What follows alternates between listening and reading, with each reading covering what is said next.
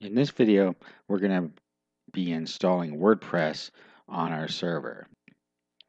If you already know how to install WordPress, then you can skip this video and go straight to video 3. Okay, so I'm going to show you how to do a manual WordPress install from wordpress.org rather than using an automated installer. Good thing about an automated installer, of course, is that it's just a few clicks, but the bad thing about it is that it installs some other stuff along with it, and then you have to use that installer program to do the updates. Okay, so I like to just use a manual install. So over to wordpress.org, you want to download the most recent version, and we're just going to download the zip file. Let's save that. Okay, so I've got it into my working folder. In my working folder, I have my HTML site, and here's WordPress. So let's unzip this. So you can just use extract all if you're on a Windows machine, or you can use 7-zip. 7-zip's a free program that I like to use, and you can download that for free if you want to use that. The only reason I use it is because it's quite a bit faster to extract the files using this. Okay, so let's extract. Now, while we're here, or while it's doing this, what we're going to do is we're going to go over and create our database. WordPress, of course, is database driven, so you're going to want to go and create a database for it in your control panel or whatever panel you use to control your site. So you want to go into your control panel and find databases. And if you have a MySQL database wizard, use this because it's the easiest thing to do. Otherwise, you have to go to your MySQL databases, create a database, and create a username. So let's go into here.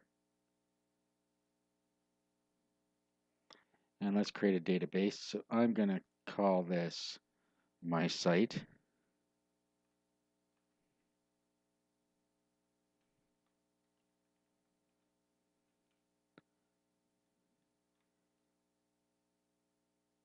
Next step.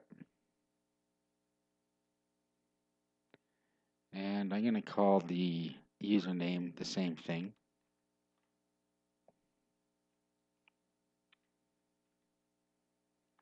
Password, we'll use the password generator because it'll create a nice strong password for us.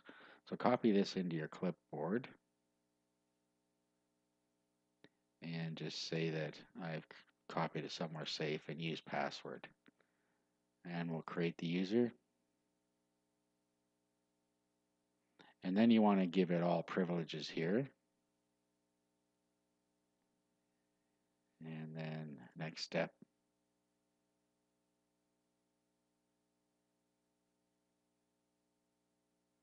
Okay, so it's been created. Now what we want to do is open a notepad session to copy this all down. Okay, so we already have the password in our clipboard.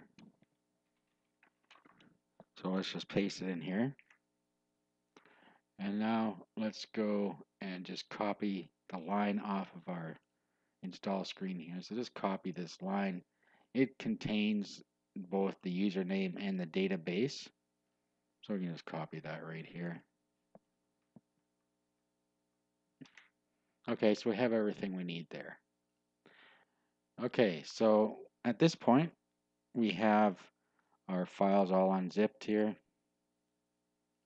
And we're ready to upload WordPress, and we have our database created. So let's go and upload this. Now to do that, you need a FTP client. I like to use one called FileZilla, and you can download that for free. Just do a search. Okay, when you install and open up FileZilla, you see something like this. On the left-hand side, this is your computer. On the right-hand side, this will be your server. So all you need to do is connect up to your server. So in your host name here, you can put your domain name, your username for your hosting account, and your password, and that'll connect you up. There's also a site manager where you can go into the site manager, key in your site manager, key in your name of your domain, your username, and your password, and save that in there. This is a good thing to do because you can have multiple sites in here and it makes it easier to connect up. Okay, so go ahead and connect up to your site. Okay, so here it is. Now I'm going to create a directory to put my site in. So I'm just going to do create directory and my site.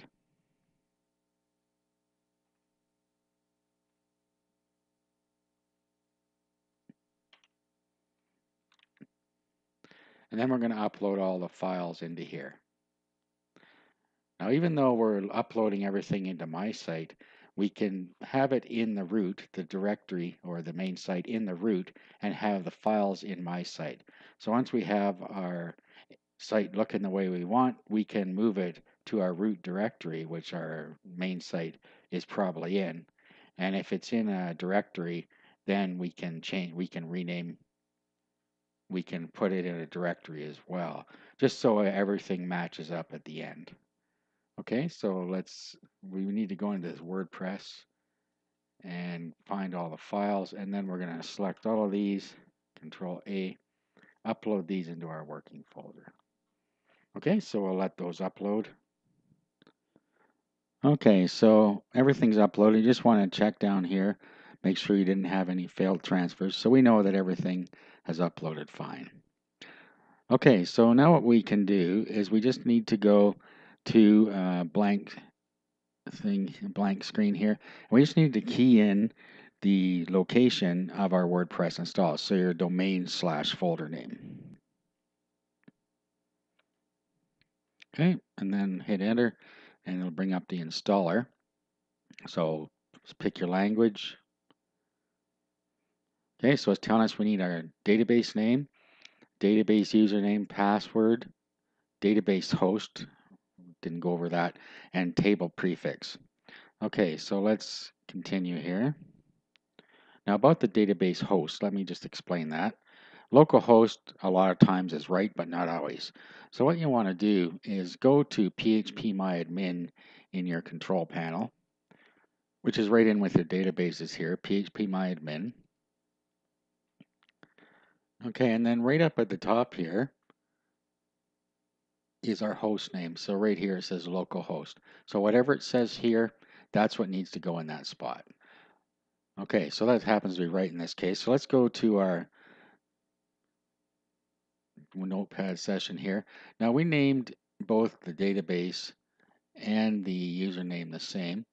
As long as the length wasn't too long, they will stay the same, but if the length is too long for the username, it's going to truncate it. So my site and my site. So we can put that in both the database name and the username.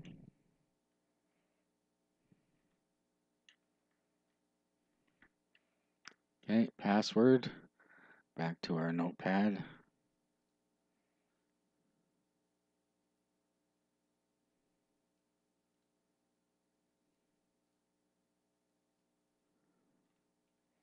Okay, localhost is correct in this case. And then our table prefix, you're going to want to change this. There are automated hacking programs out there that look for certain things in WordPress. One of them is the use of admin as a username, and the other one is looking for WP inside databases. So you want to change both those things, and we're going to get to the admin in a sec. So just call this something else. It doesn't matter what, something that makes sense. So I call this my site, so I'll call this MS. Now the reason this whole thing is here is so you can put multiple instances of WordPress into a single database. So if you have a shortage of databases on your server package, then what you can do is just make one database for WordPress and then put every single install in that one database, just differentiate them with the table prefix. Okay, so let's submit that. And then go and run the install. Okay, so here is where we start putting in our information. Now we can put in generic information right here at the beginning, or we could go and get the information off our site. I'm just gonna put in some generic information and we'll go change this later. So my site, okay, username. Now this is where I say don't call it admin. So I'm gonna call it anything else. Doesn't matter. Whatever username and password you want to use it here. Make sure you use a secure password though. Again, You want to prevent hacking at its root by choosing a strong password and a username other than admin. So I'm going to call this my site admin. Okay, and then password, and then down here, your email address and allow search engines. So you can turn this off while you're designing it if you want and turn it on later, or just leave it on. Okay, so now we're going to log in.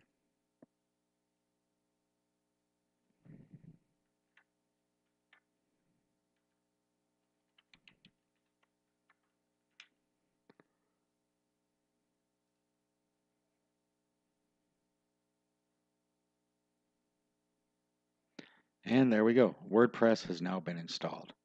So in the next video, we're going to get started creating our site.